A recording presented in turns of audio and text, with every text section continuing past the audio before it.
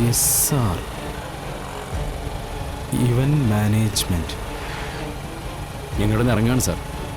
Okay sir. Okay, സാറെല്ലാം വിളിച്ച് പറഞ്ഞിട്ടുണ്ട്. എന്നാൽ നമുക്ക് പോവാം.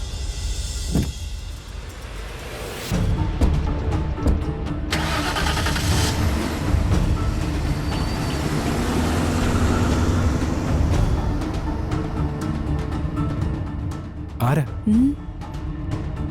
വാ.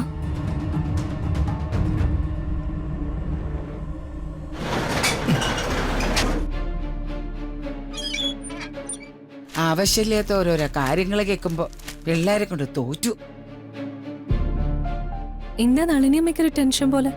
അഷീതയും പൃഥ്വിയും തമ്മിൽ ചെറിയൊരു വഴക്ക്. അതിനെക്കുറിച്ച് പറയായിരുന്നു. വഴക്കോ? അതെന്ത് പറ്റി? അല്ല, ആരെയും വന്നിട്ട് പോയേ? ഓ അതോ, അഷിത ജോലി കിട്ടിയതിന്റെ ഭാഗമായിട്ട് ഇവിടെ വെച്ച് പാർട്ടിയോ മറ്റോ നടത്തുന്നുണ്ട്. അതിന്റെ ഒരുക്കങ്ങൾ നടത്താൻ വന്നവരായി പോയത്. അതിന്റെ പേരിൽ തന്നെയായിരുന്നു വഴക്കും. അഷിത പാർട്ടി നടത്തുന്നു?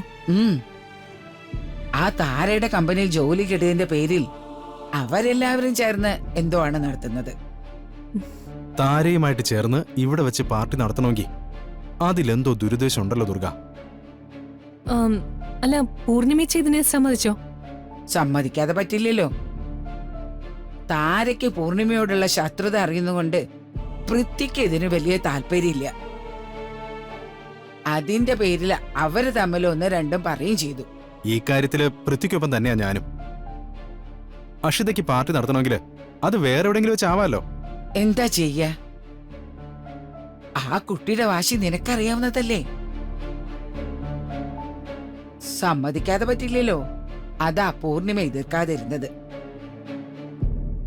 ചേച്ചിയെ സ്നേഹിക്കുന്ന പൃഥ്വിക്ക് അവളെ വേദനിപ്പിക്കുന്നതിനോട് യോജിച്ചു നിൽക്കാൻ പറ്റിയിട്ടുണ്ടാവില്ല.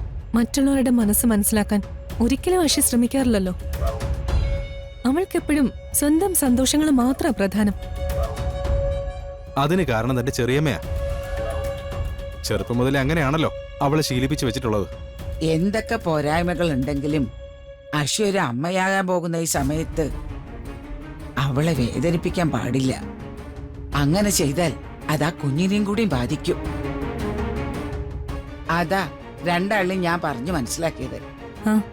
അത് നന്നായി. നിങ്ങൾ പോയി ഫ്രഷ് ആവ്, ഞാൻ കുടിക്കാൻ എന്തെങ്കിലും എടുക്കാം.